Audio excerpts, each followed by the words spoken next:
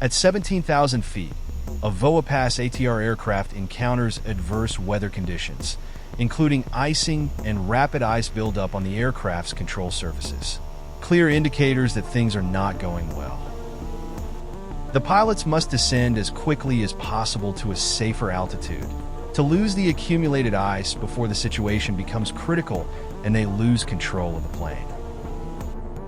Shortly before reaching the destination, the captain requests authorization from air traffic control to begin the descent for the final approach to Sao Paulo. However, fate intervenes as they are instructed to maintain their current altitude of 17,000 feet temporarily due to heavy air traffic in the area. So, what went wrong? Based on current investigations and studies of the accident, we will recreate the final moments of VOEPASS Flight 2283, which recently shook Brazil, making it one of the deadliest aviation accidents in modern times. This recreation aims to serve as an informative and educational resource about the events without criticizing or misrepresenting the actions or conditions that led to the catastrophe. At 11 a.m., a VOEPASS ATR aircraft is already undergoing preparations for its scheduled flight to Sao Paulo International Airport. 59 passengers will board this flight, most of them Brazilian, a few Venezuelan, and one Portuguese passenger. Including the crew, there will be 62 people on board. The aircraft, an ATR 72 registered as Papa Sierra Victor Papa Bravo, is 14 years old, with 2 years of service under VOEPASS. The flight is expected to last approximately 1 hour and 50 minutes, which is well within the capabilities of this type of aircraft. The captain is Danilo Santos Romano, who has 5,248 flight hours, 665 of which are on the ATR. The first officer is Humberto de Campos Alencar, with 5,143 total hours, 3,543 of them on the ATR, making him highly experienced with this aircraft model. The flight attendants are Debra Soper Avila and Rubia Silva de Lima, who will assist passengers during all phases of the flight. As boarding continues and the ground crew loads luggage, the morning turns slightly colder with increased cloud cover, though nothing extraordinary. Preparations proceed as planned. In the cockpit, the pilots perform checks and procedures to ensure a smooth and trouble-free flight. VOEPASS 2283 requesting flight plan clearance to Sao Paulo. VOEPASS 2283, IFR plan to Sao Paulo approved. Notify when ready to taxi to the runway.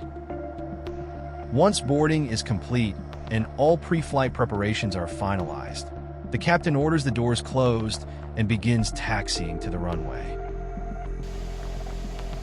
While taxiing, the flight attendants deliver the safety briefing and ensure all passengers are securely fastened with seat belts for takeoff.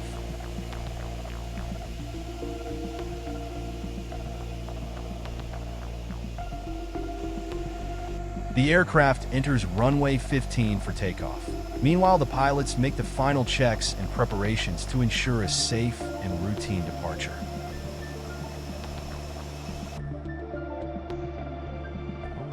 The takeoff is uneventful, and the plane ascends towards Sao Paulo's Guarulhos International Airport.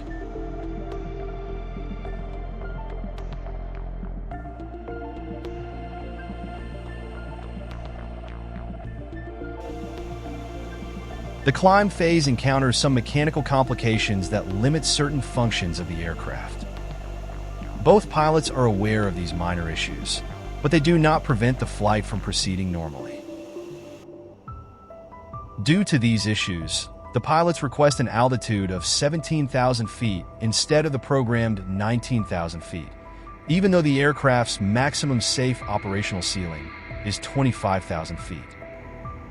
VOEPASS 2283, continue with the climb to flight level 190.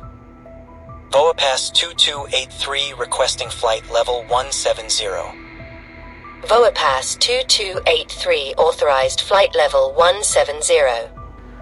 One factor limiting the ATR's altitude is a recent malfunction in the pneumatic system for air conditioning, specifically in Unit 1. Although this issue does not prevent the aircraft's functionality, it is critical during certain flight phases as it maintains cabin pressurization, provides air conditioning, and regulates internal temperature. After passing 10,000 feet and nearing the desired cruising altitude of 17,000 feet, weather conditions worsen significantly. The outside temperature drops rapidly, prompting the pilots to activate the propeller anti-icing system. Moments later, the ice detection sensor alerts the crew to ice formation near the engines. Another warning follows, indicating a malfunction in the aircraft's de-icing system, which appears to be intermittent. The captain decides to turn off the de-icing system. The ATR has two anti-ice protection systems. Anti-icing prevents ice formation by heating components like the windshield, propellers, wings, and pitot tubes. And de-icing removes ice already formed on these surfaces and systems. At 17,000 feet, the pilots continue monitoring the de-icing system. For now, no significant changes suggest anything abnormal with the ATR. However, the ice detection sensor intermittently signals ice buildup as the aircraft passes through various cloud formations. After about an hour of flight, a significant amount of ice has accumulated on the wings. The ice detection system no longer provides alerts, and the de-icing system seems non-functional. This ice buildup gradually reduces the aircraft's speed due to the weight and increased drag on its surfaces. The pilots remain unaware of the full extent of the danger ahead. Despite their concern over ice formation, the pilots face another challenge: a cold front ahead. They have no choice but to fly through it, as the aircraft cannot climb higher due to the earlier issues.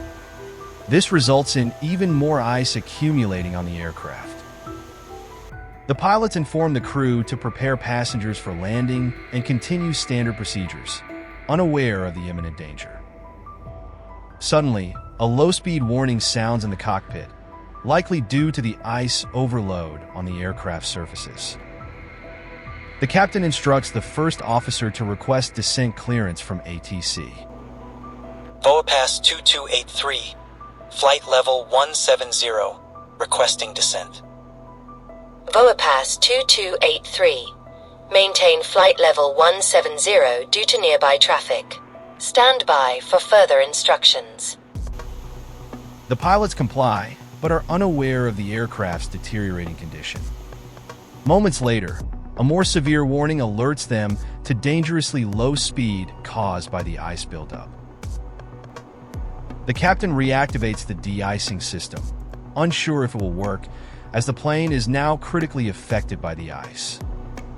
ATC directs VOEPASS 2283 to turn towards Sao Paulo. During the right turn, the heavy ice on the wings, combined with the drag and the steep angle of the turn, causes a further speed drop, bringing the aircraft near stall conditions. A stall warning sound suddenly appears, urging the pilots to increase speed. The captain pushes both engines to maximum throttle, but the ice-laden aircraft is beyond recovery. The plane enters an uncontrollable descent. The pilots do everything humanly possible to save the plane from stalling and free-falling. But unfortunately, despite their best efforts, the plane finally crashes to the ground near a housing development. Remarkably, the crash site in a residential area does not result in ground casualties.